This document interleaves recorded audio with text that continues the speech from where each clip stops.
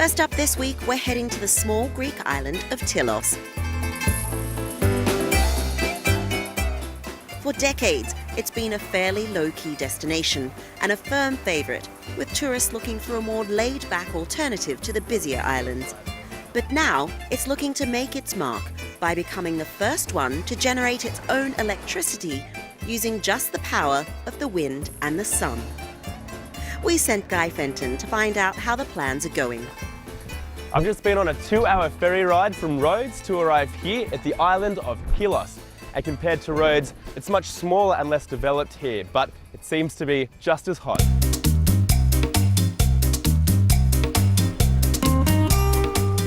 You're more likely to run into wildlife here than people, with a population of around only 500 in the winter and 1,000 during the summer. But despite being a small island, Tilos is forward-thinking.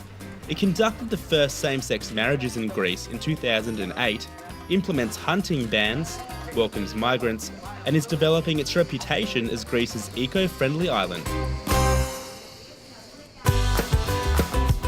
The first thing you'll notice is the island is just straight up beautiful. This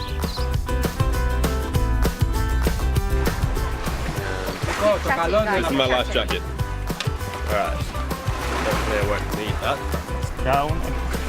Pull this down, it'll inflate, yeah? Alrighty. And now all that's left is I get on. If you're not sure whether to see Tilos by boat or by plane, then maybe this is for you. This is the first time I've ever flown on a boat plane. I'm very excited. I think it's going to be a great way to see Tilos. I'm very curious how it's going to be when we're up there. Tiny bit nervous, but mostly excited.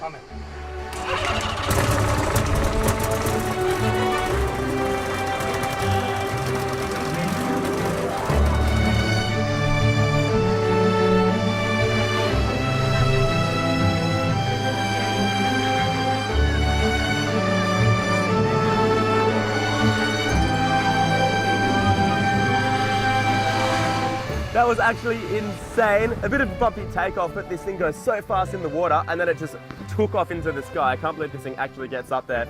Great way to see Tilos. If you ever come to the island, definitely try this out. If heights aren't your thing, then how about this?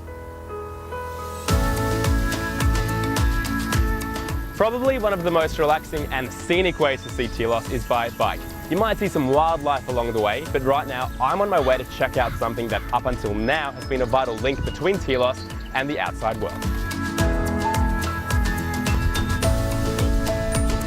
And this is it, these cables here. They have been connecting Tilos to another island called Kos, around 100 kilometers away. And traditionally, that's how Tilos has been getting its power from Kos. From here, the cable travels underwater to Kos, and up until now, it's been a lifeline for Tilos. The underwater cable sounds like a good idea, but the oil-generated power is expensive and the line is vulnerable to breakdown. When that happens, the island and its tourists are left without electricity. But thanks to a locally devised initiative, Tilos has now set about generating its own electricity in a sustainable and eco-friendly way. So I'm about to meet a representative from the company called Eunice, which is the company installing all the renewable energy tech here on the island. And I think he's coming off this ferry right here, right now.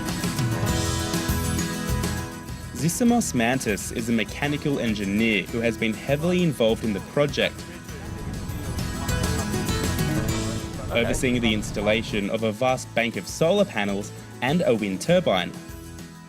In combination with the wind turbine and the battery storage area, we are hoping that we can satisfy the demands of the island, and of course in some particular hours of the day we can also provide power to the Kos power complex.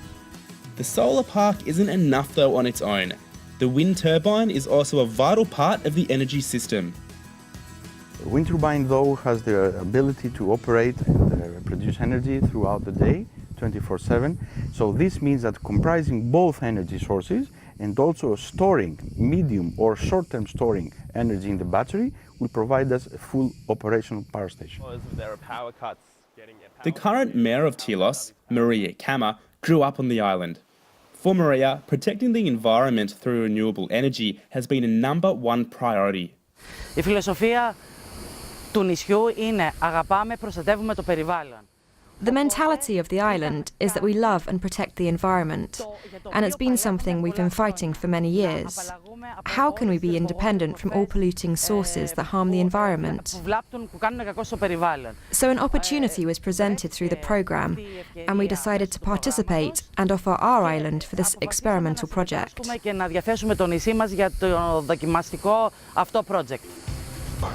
I started running this hotel from 1991. Avoiding power cuts and being more eco-friendly will have big benefits for the restaurants and hotels of TILOS. I've decided to catch up with a hotelier to see how they think tourism might be affected by the renewable energy scheme. First of all, we were not going to pollute. Secondly, we will win from the power cuts. We have a lot of power cuts. That means not good quality of electricity. So we will have a better quality. We will save our electrics.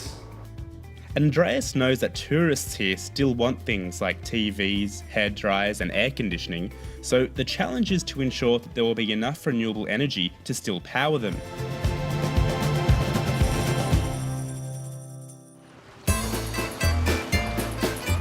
Tourists and locals might also be able to get around the island in new ways, with future plans for things like electric bicycles and motorbikes and charging stations for electric cars.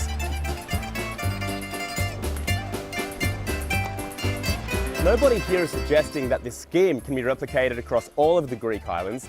The tourism industry here on TILOS is pretty sustainable and low-key anyway, but they are setting a really good example. So let's hope that at least some of the other islands do follow their lead.